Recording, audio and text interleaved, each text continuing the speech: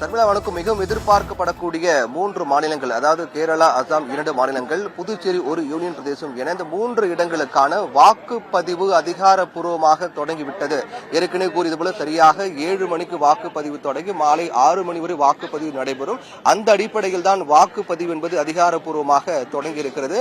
காலை முதலே, அதாவது வாக்குப்பதிவு தொடங்கிய இந்த நிமிடம் முதலே வாக்காளர்கள் நீண்ட வரிசையில் நின்று வாக்களிக்க ஏதுவாக முன்கூட்டியே வருகை தர தொடங்கி இருக்கிறார்கள். நாம் நேரலையில் பார்த்துக் கொண்டிருக்கிறோம். ஒளிப்பதிவாளர் ஹென்றி காண்பித்துக் கொண்டிருக்கிறார். நாம் இருக்கக்கூடிய இந்த வாக்குச்சாவடி புதுச்சேரி ராஜ்பவன் தொகுதிக்குட்பட்ட வஉசி அரசு மேல்நிலைப்பள்ளி வாக்குச்சாவடியில் தான் நாம் இருக்கின்றோம்.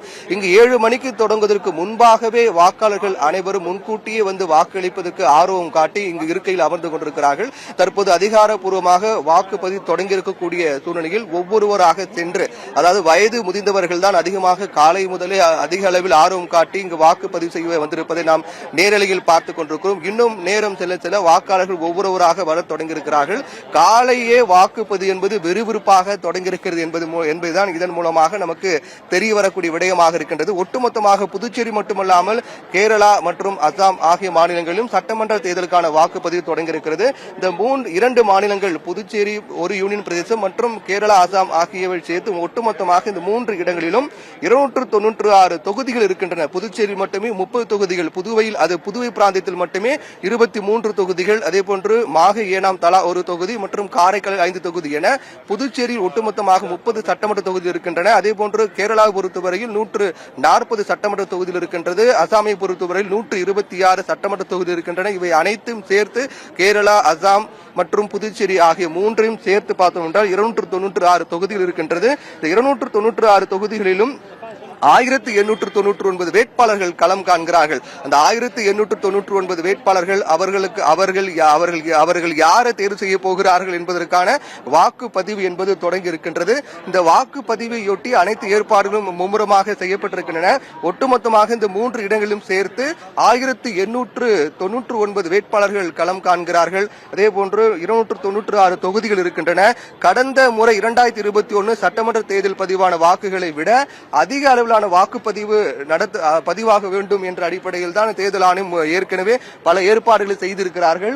அந்த ஏற்பாட்டின்படிதான் ஏற்கனவே தற்போது நாம் இருக்கக்கூடிய இந்த தொகுதி என்பது ஒரு பசுமை வாக்குச்சாவடியாக அமைக்கப்பட்டு பிரத்யேக ஏற்பாடுகளும் செய்யப்பட்டிருக்கிறது. நாம் நேரில் பார்க்கலாம். பொதுவாக வாக்களிக்க வரக்கூடிய வாக்காளர்கள் நீண்ட வரிசையில் காத்திருந்து ஒவ்வொருவராக வாக்களிப்பார்கள். ஆனால் அதற்கு மாறாக இந்த வாக்குச்சாவடியில் ஒரு திருவிழா, ஒரு நிகழ்ச்சி நடக்கக்கூடிய ஒரு இடத்தை போன்று மாற்றி அமைக்கப்பட்டு ஆங்காங்கே நாற்காலிகள் போடப்பட்டு, அதே போன்று அங்கு தென்னங்கீற்றுகளால் ஆன பந்தல்கள் அமைக்கப்பட்டு, கீழே பசுமை கம்பளம் விரிக்கப்பட்டு, இருக்கைகள் போடப்பட்டு, மின்விசிறி அமைக்கப்பட்டு, எந்தவித சோர்வும் இல்லாமல், வெயிலின் தாக்கம் இல்லாமல் வாக்களிக்க வேண்டும் என்பதற்காகவும் நீண்ட வரிசையில் காத்திருக்க வேண்டிய அவசியத்தை தவிர்த்து அதன் அடிப்படையில் அவர்கள் ஆங்காங்கு இருக்கைகள் போடப்பட்டு அவர்களுக்கு அனைத்து ஏற்பாடுகளும் செய்யப்பட்டு இந்த வாக்குப்பதிவுக்கான பணிகள் தொடங்கியிருக்கிறது.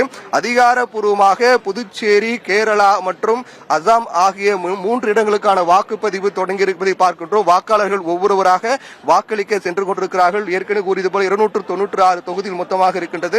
1899 வேட்பாளர்கள் களம் காண்கிறார்கள்.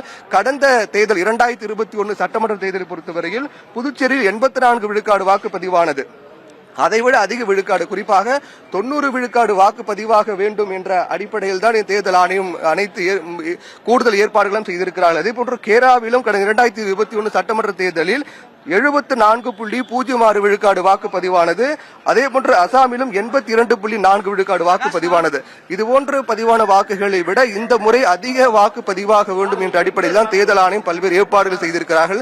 நேரடியில் நாம் பார்க்கின்றோம். ஒளிப்பதிவாளர் ஹென்றி காண்பித்துக் கொண்டிருக்கிறார். வாக்காளர்கள் ஒவ்வொருவராக உள்ளே சென்று தங்களுடைய ஜனநாயக கடமை ஆற்றி வருகிறார்கள். உள்ளே அந்த வாக்கு செலுத்தக்கூடிய அறைக்கு சென்று அவருடைய ஆவணங்களை காண்பித்து அதை சரிபார்க்கப்பட்ட பிறகு அவருடைய இடதுகை ஆள்காட்டி விரலில் மை வைக்கப்படும். அதற்கு பிறகு அது செய்யப்பட்ட பிறகு அவர் அந்த படிவத்தை கையெழுத்திட்டு பின்பு அந்த மறைக்கப்பட்ட இடம், வாக்கு செலுத்துவதற்கான ரகசிய இடத்திற்கு சென்று அவர்கள் யாரை தேர்வு செய்ய விரும்புகிறார்களோ அங்கு வாக்களிப்பதற்கான ஏற்பாடுகள் எல்லாம் செய்யப்பட்டிருக்கின்றன. இந்த அடிப்படையில் பார்க்கும்போதுதான் வாக்குப்பதிவு என்பது அதிகாரப்பூர்வமாக தொடங்கி இருக்கின்றது. ஒவ்வொரு வாக்காளர்களும் வரிசையாக சென்று வாக்களித்து வருகிறார்கள். அதே போன்று வயது முதிர்ந்தவர்களுக்கு ஏற்பாடுகள் எல்லாம் சர்க்கர நாற்காலி எல்லாம் அமைக்கப்பட்டு அந்த சர்க்கர நாற்காலி மூலமாக உள்ளே சென்று அவர்கள் வாக்களிப்பதற்கான நடவடிக்கை என்பது மேற்கொள்ளப்பட்டு வருகின்றது. நாம் இருக்கக்கூடிய இந்த வாக்குச்சாவடி 14/1 அந்த வாக்குச்சாவடி. இந்த இடத்தில் மட்டுமே 2 வாக்குச்சாவடி உள்ளது. 14/1 மற்றும் 14/2 என 2 வாக்குச்சாவடி உள்ளது. அதில் ஒரு வாக்குச்சாவடி 14/1 அந்த வாக்குச்சாவடியில் தற்போது நாம் இருக்கின்றோம். ஏற்கனவே கூறியது போல முதற்கட்டமாக அவர்களுக்கு அந்த வாக்காளர் அடையாள அட்டை என்பது பிரதான முதல் ஆவணமாக பார்க்கப்படுகிறது.